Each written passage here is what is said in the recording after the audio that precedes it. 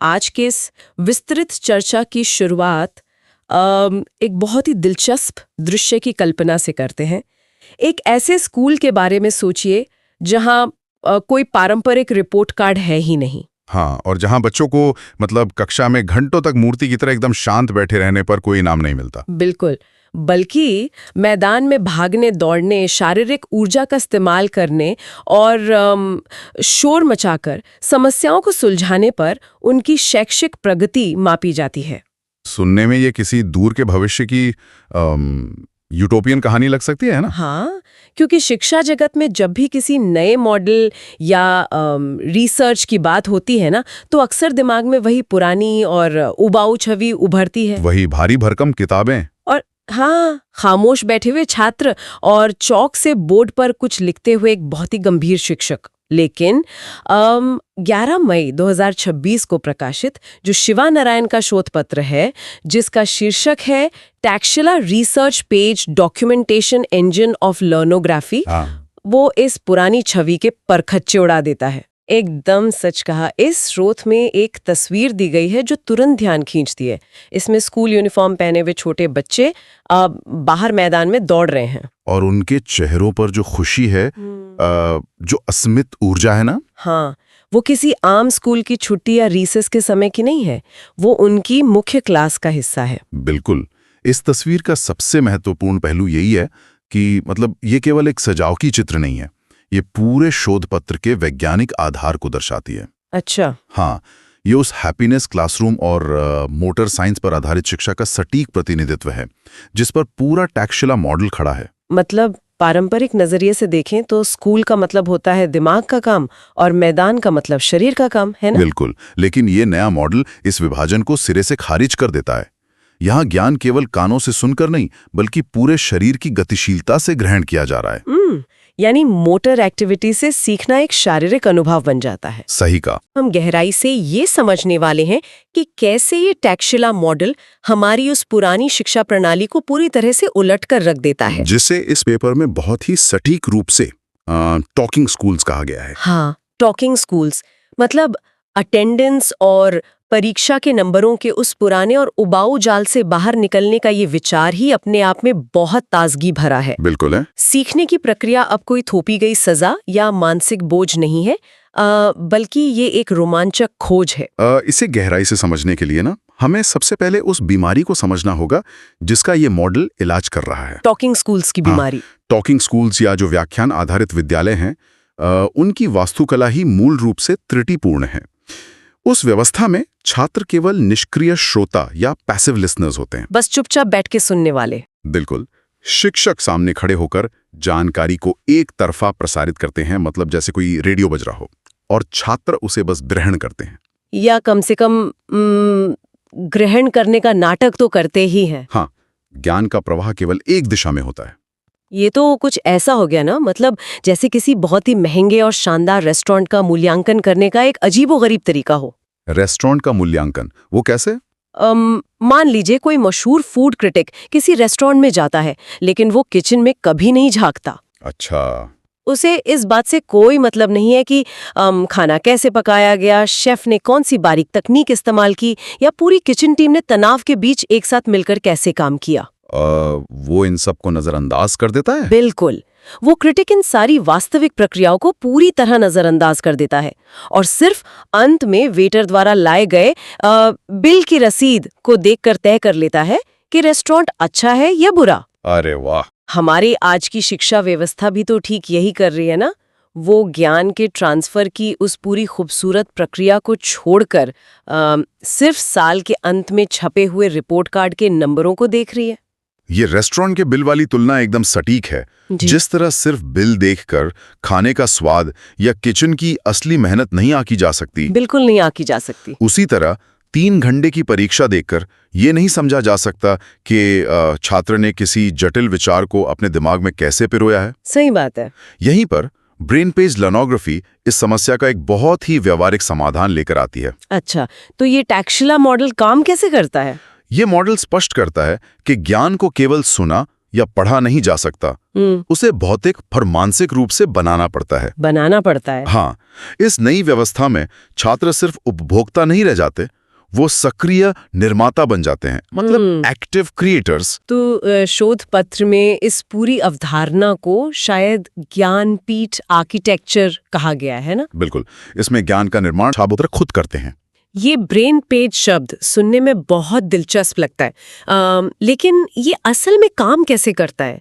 क्या ये सिर्फ एक नई तरह की नोटबुक है जिसमें बच्चे रंग बिरंगे पेन से नोट्स बनाते हैं? नहीं, ये कोई साधारण नोटबुक नहीं है। ब्रेन पेज बनाने का मतलब है किसी विषय की संरचना को अपने दिमाग में स्थापित करना। मतलब सिर्फ रटना नहीं? बिल्कुल नहीं। जब एक छात्र ब्रेन पेज बनाता है तो वो केवल किताब की बातों की नकल नहीं कर रहा होता, वो उस जानकारी को छोटे छोटे तार्किक हिस्सों में तोड़ता है, जिन्हें मॉड्यूल कहा जाता है। हाँ, मॉड्यूल्स। फिर वो उनके बीच संबंध खोजता है और उसे अपने तरीके से पुनर्गठित करता है। ये एक बहुत ही उच्च स्तर की कॉग्निटिव प्रोसेस है। तो ये जानकारी को रटने के बजाय दिमाग के अंदर ज्ञान का एक नया न्यूरल मैप बनाने जैसा हुआ। एकदम सही। अब यहाँ पर मेरे दिमाग में एक बहुत बड़ा सवाल खड़ा होता है। मुझे इस विचार पर थोड़ा पुशबैक देने दीजिए। हाँ, बिल्कुल, पूछिए। अगर सीखने का पूरा तरीका ही इस तरह बदल रहा है, जहां बच्चे निष्क्रिय होकर बैठने के बजाय सक्रिय रूप से ब्रेन पेज बना रहे हैं, समूहों में काम कर रहे हैं, मैदान में दौड़ रहे हैं, हाँ। तो इस पूरी अराजकता को, भले ही वो सकारात्मक अराजकता हो, मापा कैसे जाएगा? मापना तो जरूरी है। जरा सोचिए ना, क्लासरूम की हर एक गतिविधि, बच्चे का हर एक विचार, उनका हर टास्क, इन सबको रिकॉर्ड करना, क्या ये शिक्षकों के लिए एक बहुत बड़ा और बोझल दुस्वप्न नहीं बन जाएगा? ये सवाल बहुत लाजमी है। मतलब ये तो ऐसा लग रहा है जैसे हर क्लासरूम में किसी मुनीम को बैठा दिया गया हो, जो भारी भरकम लेजर या बही अहाता भर रहा है। क्या इस अत्यधिक डॉक्यूमेंटेशन के चक्कर में बच्चों की वो आजादी नहीं छिन जाएगी? ये एक अत्यंत महत्वपूर्ण व्यावहारिक चिंता है, और शायद कोई भी सामान्य शिक्षक यही सोचेगा। लेकिन इस शोध पत्र की असली खूबी इसी बात में है। खूबी कैसे? तक्षशिला रिसर्च पेज कोई अलग से किया जाने वाला क्लर्क वाला काम नहीं है। ये कोई मैनुअल काम नहीं है जो शिक्षक को छुट्टी के बाद घंटों बैठकर करना पड़ता है। अच्छा, तो फिर ये होता कैसे है? शोध पत्र इसे स्पष्ट रूप से लेनोग्राफी का डॉक्यूमेंटेशन इंजन कहता है। एक इंजन मतलब ये अपने आप चलता है? बिल्कुल। जरा सोचिए, जब आप कार चलाते हैं तो क्या आपको पहियों को घुमाने के लिए अलग से कोई रजिस्टर मेंटेन करना पड़ता है? नहीं, बिल्कुल नहीं। वो प्रक्रिया का हिस्सा है। इसी तरह जब बच्चे इस सिस्टम में ब्रेन पेज बनाते हैं या कोई समस्या सुलझाते हैं तो वो प्रक्रिया अपने आप ही दस्तावेजीकृत हो रही होती है। अरे वाह! यह इस बात का रिकॉर्ड नहीं है कि छात्र ने क्या याद किया, बल्कि यह इस बात का वैज्ञानिक प्रमाण है कि ज्ञान कैसे ट्रांसफर हुआ। मतलब ये काम सीखने से अलग कोई अतिरिक्त जिम्मेदारी नहीं है, बल्कि सीखने की प्रक्रिया का स्वरूप ही ऐसा है कि वो अपने पीछे अपना रिकॉर्ड छोड़ती जाती है। बिल्कुल सही पकड़ा आपने। ये एक ऐसा ढांचा है जो ब्रेन पेज निर्माण और टास्क एग्जीक्यूशन का एक जीवंत संग्रह तैयार करता है। एक लिविंग आर्काइव। हाँ, जो लगातार बैकग्राउंड में चलता रहता है। चलिए, ये तो स्पष्ट हो गया है कि मूल्यांकन का तरीका बदल गया है और ये कोई उबाऊ बही खाता नहीं है। लेकिन वास्तव में इस टैक्सला रिसर्च पेज के जरिए मापा क्या जा रहा है? ये बहुत अच्छा सवाल है। अगर हम रिपोर्ट कार्ड के नंबरों को हटा दें तो उसकी जगह कौन सा डेटा ले रहा है? स्रोत में इसके लिए एक बहुत ही विशिष्ट 3D मूल्यांकन प्रणाली का जिक्र है। हाँ, शोध पत्र में इस प्रणाली को ब्रेन बॉडी बिहेवियर इवैल्यूएशन का नाम दिया गया। 3D evaluation. बिल्कुल। पारंपरिक स्कूल केवल ब्रेन के एक बहुत ही छोटे से हिस्से यानी रटने की क्षमता को मापते हैं, लेकिन टैक्सला मॉडल 3 स्पष्ट आयामों पर काम करता है। अच्छा, पहला आयाम क्या है? पहला है ब्रेन, लेकिन यहाँ इसका अर्थ रटना नहीं है। इसमें यह मापा जाता है कि छात्र ने कॉन्सेप्ट को कितनी गहराई से समझा है। जिसे बुक टू ब्रेन लर्निंग कहा गया है। हाँ, ये देखा जाता है कि छात्र की विजुअलाइजेशन क्षमता कितनी मजबूत है। क्या वो किसी अमूर्त विचार को, मतलब किसी एब्स्ट्रैक्ट आइडिया को अपने दिमाग में एक ठोस रूप में देख सकता है। ये तो बहुत दिलचस्प है। जैसे किसी आम रिपोर्ट कार्ड को हम एक 1D या 2D पोलरॉइड तस्वीर मान सकते हैं जो सिर्फ एक सपाट छवि दिखाती है। बिल्कुल। लेकिन ये ब्रेन बॉडी बिहेवियर मॉडल तो शिक्षा का एक पूरा 3D स्कैनर या MRI मशीन है, ये सिर्फ सतह को नहीं देख रहा है। ये 3D स्कैनर वाली उपमा इस प्रक्रिया को बहुत अच्छे से समझाती है, क्योंकि इसका जो दूसरा आयाम है, बॉडी, हाँ, वो इस स्कैनर का सबसे गतिशील हिस्सा है। इसमें मोटर पार्टिसिपेशन को मापा जाता है। मोटर पार्टिसिपेशन मतलब शरीर का इस्तेमाल। हाँ, इसका मतलब है कि ज्ञान को हासिल करने में शारीरिक रूप से बच्चा कितना सक्रिय था। क्या उसने सिर्फ सुनकर सिर हिलाया या उसने उठकर टास्क को पूरा किया। अच्छा, तो जो स्रोत वाली तस्वीर में बच्चे दौड़ रहे थे, वो इसी मोटर साइंस का मूल्यांकन है। एकदम सही। ज्ञान को एक शारीरिक क्रिया के माध्यम से मापना, ये सच में एक बहुत बड़ा वैचारिक बदलाव है। ये मापना कि आपके हाथ पैर उस ज्ञान पर कैसे काम कर रहे हैं। हाँ, और अगर हम इस स्कैनर के तीसरे आयाम की बात करें, जो कि बिहेवियर है, तो उसे वैज्ञानिक रूप से कैसे मापा जाता है? क्योंकि आमतौर पर स्कूलों में व्यवहार का मतलब सिर्फ ये होता है कि बच्चा चुपचाप बैठा है या नहीं। तक्षशिला मॉडल में व्यवहार का अर्थ चुप बैठना बिल्कुल नहीं है। यहाँ व्यवहार का अर्थ है लीडरशिप क्वालिटी, टीम वर्क और दूसरों के साथ सहयोग करने की क्षमता। जिसे शायद पेपर में रेसिप्रोकल लर्नोग्राफी कहा गया है। हाँ, इसका मतलब है एक दूसरे से सीखना और ज्ञान साझा करना।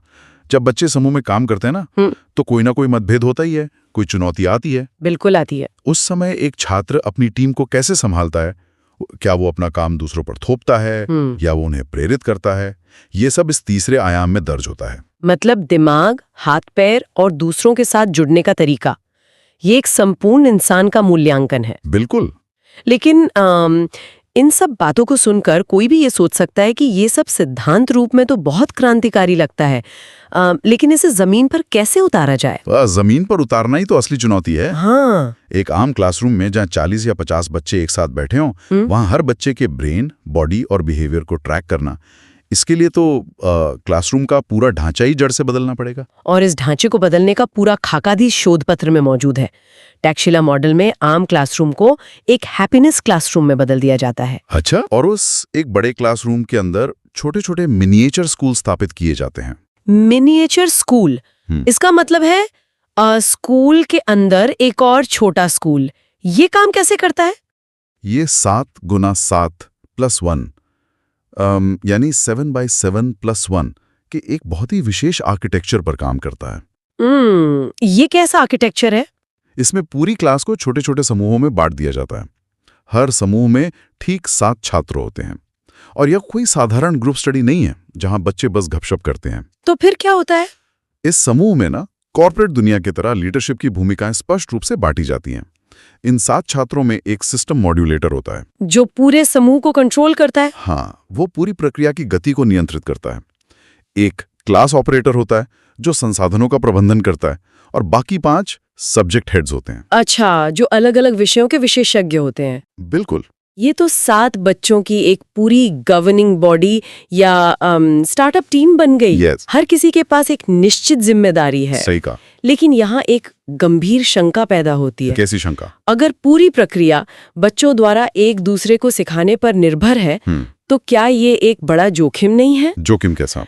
मतलब अगर एक 12 साल का सब्जेक्ट हेड दूसरे 12 साल के बच्चे को कोई विज्ञान का सिद्धांत समझा रहा है और वो उसे पूरी तरह गलत समझा देता है, तो क्या होगा? हाँ। क्या ये ऐसा नहीं हो जाएगा कि एक अंधा दूसरे अंधे को रास्ता दिखा रहा है?